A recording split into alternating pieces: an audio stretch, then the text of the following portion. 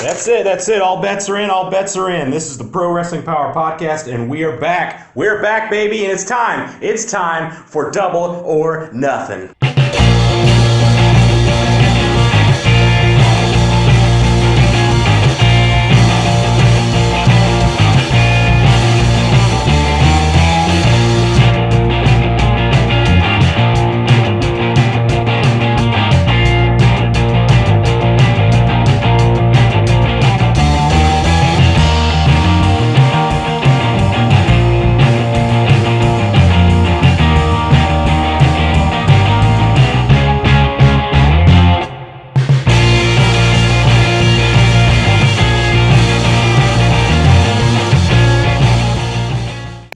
That's right, folks. We are back. We are back after a short little break. It's me. It's that Retro J.O. to the single E, bringing you the second biggest AEW pay-per-view of the year. That's right. Last night, Double or Nothing happened, and there was some awesome matches to talk about tonight, guys. I mean, I was super excited for this pay-per-view after I found out that they're going to have a final match inside the Jaguar Stadium. That's right, the whole stadium, not just the field.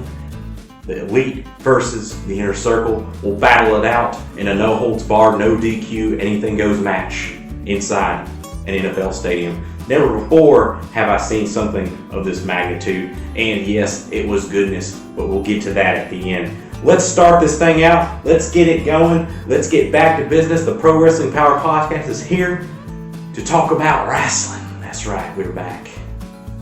So, we start the night. It was the buy-in show. That's right, the buy-in show is the free show you get to see on YouTube. It's the first match before the actual pay-per-view. And don't get me wrong, sometimes you would think to yourself, you know, these free matches, the pre-show, there's nothing important about them. But this one actually was very, very important. This match was for the number one contendership of the tag team belts held by Adam Page and Kenny Omega. That's right. So, going into it. So, actually, before we start that match, we have a promo before it. We have Lance Archer training inside of a broken down house with his mentor, Jake the Snake Roberts. And he's in there telling everybody how he's going to crush Cody to win that new shiny TNT Championship belt. And he's breaking toilets and just being straight up monster. And then we get to the match.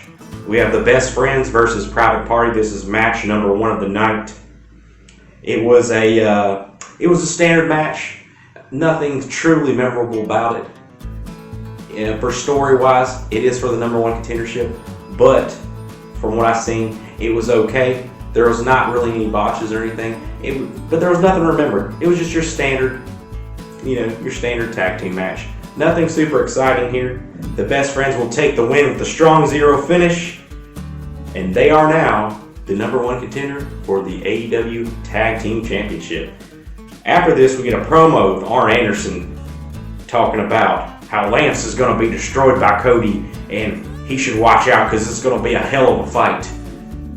And it kind of was, but we'll get to that shortly. That was the finishing promo before the pay-per-view actually started. Now to the main show, Double or Nothing, one of my favorite shows of the year. Match number 2.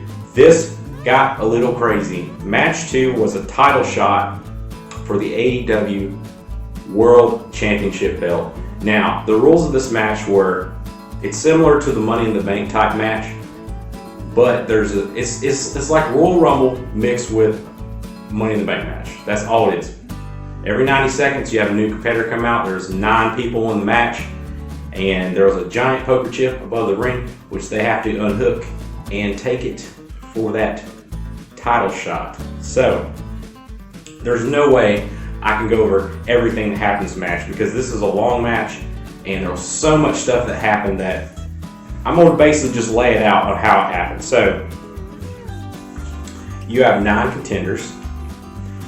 And this is how it worked out first. Okay, so we had SCU come out first. Frankie Kazarian with Scorpio Sky. Luckily, pulled the whatever it was that they pulled out of a hat to see who went in order. They were first, so they had the awkwardness of they're actually a tag team already. So for them to fight each other first was kind of weird. You thought maybe what's going to happen. It was just standard. They both ran for the ladders and was just going to try to take it right then. And then they, did the good thing, put the ladders back, and then just fought valiantly. Number 3 was Kip Sabian came out. He had a lot of Jimmy Havoc with him cheating, trying to do sneaky stuff because that's what Kip Sabian does. He is a standard heel and a cheater. 4th person was Darby Allin, followed by Orange Cassidy, our favorite King of Sloth style. 6th guy was Colt Cabana, followed by Joey Janela as number 7. Joey Janela there. Luchasaurus was number 8. And then we get to the mystery guy. No one knew who this was going to be. I predicted it was either going to be Cassius Ohno or Brian Cage or Drew Gulak. So, who was it? It was one of those 3, like I predicted. It was Brian Cage. I don't know enough about this guy to give you guys in detail about him and his back history, but from what I've seen, he's a big super monster, and he pretty much wrecked everyone in the ring. They basically had to all dogpile him, throw him out on the floor, cover him with ladders, then they stuck a giant poker chip on top of him to hold him down. So yeah, he's a big monster. But after all that, and all this other fighting and craziness going on, in the end of the day, Brian Cage broke out from that giant poker chip, secured his victory with that giant poker chip. So Brian Cage is the new, I can't say number 1 contender because they go by ranking, so it's not really number 1 contender. It is like he has the briefcase in Money in the Bank. He has a giant poker chip for a title shot. They didn't say how this works, so I'm not sure. I can't explain it because it hasn't been explained on TV. So I don't know if he can cash this in at any time. We'll find out possibly later what's going to happen with this. But he's holding the chip, so he has a title shot. Now, moving on to match number 3. I was very much looking forward to this match. It was MJF versus Jungle Boy. Now, Jungle Boy seems to be able to hold his own against MJF, as we've seen in the past. But I was really hoping that this was going to be what I thought it was going to be. And it was exactly what I thought it was going to be. It was MJF being his super heel. Jungle Boy looking strong. If y'all don't know who Jungle Boy is is Jack Perry. That is Luke Perry's son. So look it up. I know y'all know who Luke Perry is, but look it up. That's legit. That's Luke Perry's son. You can see in his face, he looks like him. A lot of people who watch AEW already know this, but if you're new to the show, that is Luke Perry's son. So yeah, it was a hard-fought match. Excellent in-ring chemistry between both of them, of the heel bad guy and the super baby face. Tons of great spots, just tons of great spots. Jungle Boy looked very strong, and that was all because of MJF. Unfortunately, MJF did take the win. Unfortunately, we knew it was going to happen. We don't need super heel looking weak. So, yep, MJF took the win on this one. It's just great. Just watch this. This is one of my favorite matches of the night. Very good match. They both sold their injuries very well. Just an overall excellent match. Moving on to match number 4. This was the Murder Hawk Monster Nightmare match. Now that's not what it's called, but that's what I called it. This was for the TNT Championship. This was where they had that giant tournament, and all these guys went through the tournament, and it ended up being Lance Archer versus Cody Rhodes. And this championship belt is presented by Iron Mike Tyson. Yes, not the punch out one, the real life one. This was Mike Tyson presenting this belt. This seemed to me like something if y'all remember, Tyson did this before back in the day with Stone Cold, so this was kind of similar. Tyson, I have to say, he still looks in shape, but he was moving a little slow. You can see his age starting to catch up to him. To me, this was a David and Goliath of a match. This was just like Cody looking up at this giant guy, huge monster, and fighting for his life. I mean, Lance just basically threw him around the ring from the get-go, and you didn't see Cody ever coming back the first 6-7 minutes. Man, it was crazy. But he starts to come back. Cody does start to come back. There is a moment in the match where Arn Anderson cheats to make Lance Archer fall on the ropes, and the ref does see this, so the ref throws out the enforcer, Arn Anderson, unfortunately. At this moment, Jake the Snake goes in the back, brings out the snake in the bag, and then then Jake gets scared because Tyson comes up to the ramp and scares him away. Because we all know, in a real life, Mike Tyson versus Jake the Snake now, even though they're both older, Tyson's gonna whoop him. So yeah, Jake hightails it back out of there. And while that's happening, Lance Archer has a moment of not being concentrated. And then we see Cody hit him with a double crossroads. That's right, Cody Rhodes has gold now in AEW. Cody Rhodes, our new TNT TV champion. Now, I want to say something before I move on. If you see the belt, think of it, to me, it's like the Universal Belt WWE. But the coloration, they say this in the thing, but if you see it from pictures and you don't watch the pay-per-view, you might think it's ugly. But due to this situation going on in the world, the belt's not finished yet. I agree with what they did by presenting the way it was. What's missing is the gold plating. It's silver right now on a red background, so it's not actually finished. It's not actually going to be gold, but you know, this was set up for this. We can't help what's happening in the world. The match had to go on. The belt had to be presented, even if it wasn't finished. So I give him props for doing that. Cody, good job. New TNT TV champion. Match number 5. We have Penelope Ford versus Chris Statlander. This was supposed to be Penelope Ford versus Britt Baker, but unfortunately she got injured on Dynamite, so Chris Statlander filled in for her. To me, this was like the least interesting match of the night. It was very sloppy. There was even a botched stunner in there. Like, how do you botch a stunner, really? I mean, it's like super easy. I don't know. It's one of the easiest non-complicated moves there is. It's easy. But I don't know, they botched it. It was very sloppy. Chris Statlander will take the win with the Big Bang Theory finisher. Match number 6 of the night. This was the match that Shawn Spears had called out Dustin Rhodes, saying on that he had a news report last week. It was the Shawn Spears News Network, and he said Dustin was retired and they had no more matches. And then he called him out for the pay-per-view, and he's like, "I want to fight you on Double or Nothing." And then he said he got to the ring on this one, and he basically started to talk. Then Dustin Rhodes' music played, and then he was just saying he was trolling everybody that he made the music play, that he's done and Dustin's not coming back. Then we hear the music hit a second time, and we see Brandy come out, and she starts to talk to him, and Shawn's not paying no attention, and I saw this coming a mile away. Dustin Rhodes comes up behind him, bam, hits him. It was a quick match, super quick squash.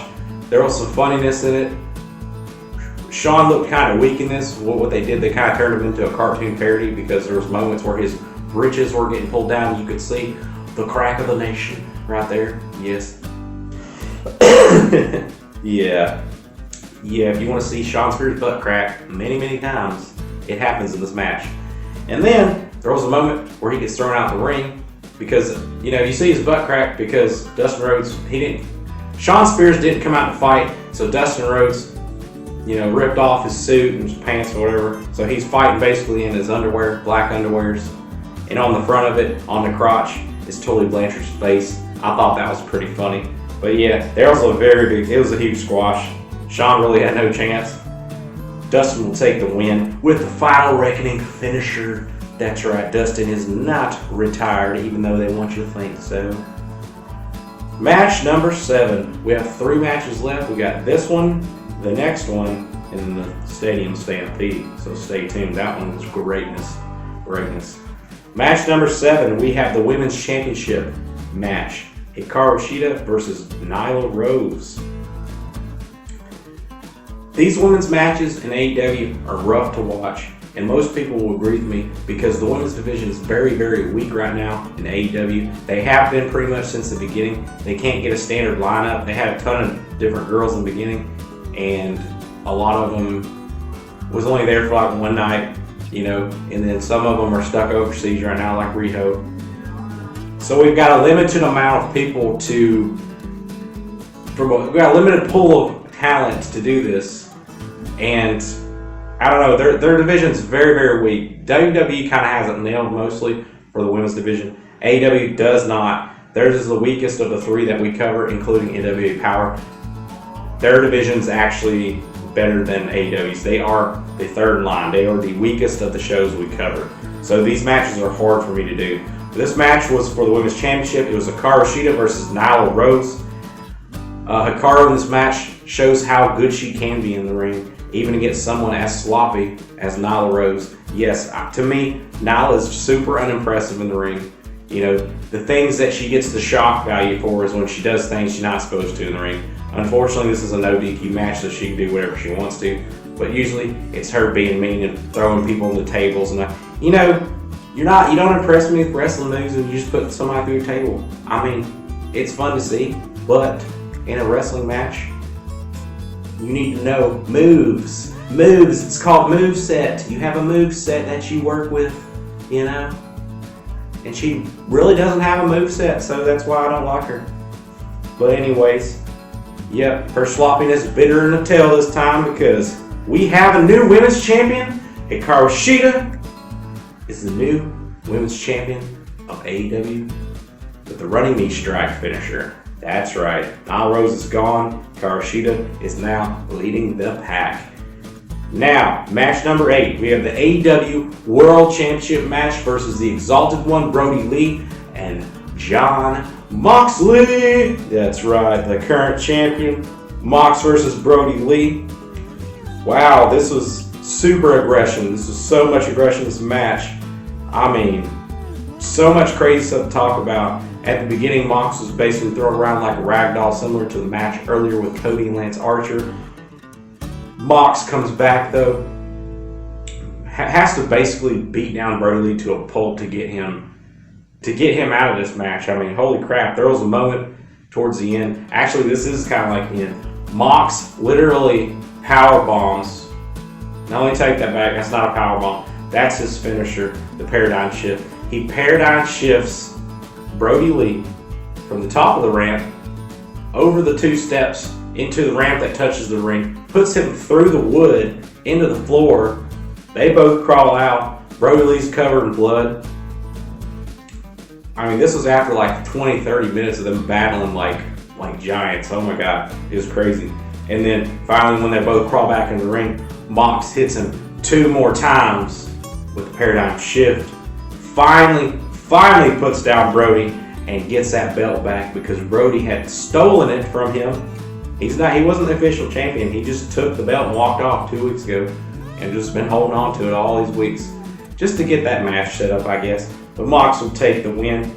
But yeah, I said he hit the paradigm shift twice. So he had it 3 times. Hit it through the ramp, twice in the ring. The win was not for a 3 count. The win was a sleeper submission. That's right. It was very surprising. Mox put Brody Lee to sleep. And that was it. They called it done. So I'm sure we're going to see something later on this. Brody's going to be like, hey, I never tapped it. You pinned me. So, yeah, we'll see something on this coming up. Match number 9. Oh, my goodness. I'm not going to talk much about this match. This is the final of the night. But I'm going to let y'all need to go watch this because there's no way I could cover this whole match. It would take hours. I mean, the match went on was like 45 minutes. But I'm just going to give you the whole setup. The setup is this. It's a no-holds-barred, basically hardcore match. No countouts, no nothing. In the middle of the Jaguar Stadium. Yeah. It's a lot to talk. Made me cough, man. In the middle of the Jaguar Stadium, on the 50-yard line, they have a ring set there, which, what was the point of the ring? Because the whole thing of the match is going to battle across the whole stadium. The ring really isn't used that much throughout this thing. That's all I'm going to tell you about it. But other than the intros, that's all I'm going to tell you about it. So the match is the Elite versus the Inner Circle. The Elite being the Young Bucks, Kenny Omega, Adam Page, and Matt Hardy. Inner Circle being Jericho, Jack Hager, Santana, and Ortiz, and Sammy Guevara, the Spanish God. Yes. So that's the setup. Falls count anywhere. I can't even explain like the craziness of this match. It was just greatness. But So, anyways, I'm gonna talk about one little thing about it, and then we're gonna let you watch it for yourself because it's just awesome. So the Inner Circle comes out. Both teams come out in the side like the NFL. They come out in the little hallway with the fireworks and the smoke. Inner Circle's wearing jerseys, you know. Then the Elite comes out the other side of the visitors team, whatever. But yeah, it was just, there's too much to say. I laughed my butt off at moments. This is just great. There's surprises in there. I'm not going to give them away. Just go watch it. I've never seen a match. They've done with the ring in the middle of the football field before, but they've never done it like this. They've never done a no holds barred where they can fight anywhere in the whole arena because there's no people there. They can do whatever they want to. There's craziness, There's stuff involving the field goals. There's stuff involving horses. There's stuff involving ice chests, swimming pools. I can't even go. Even Jackson DeVille, the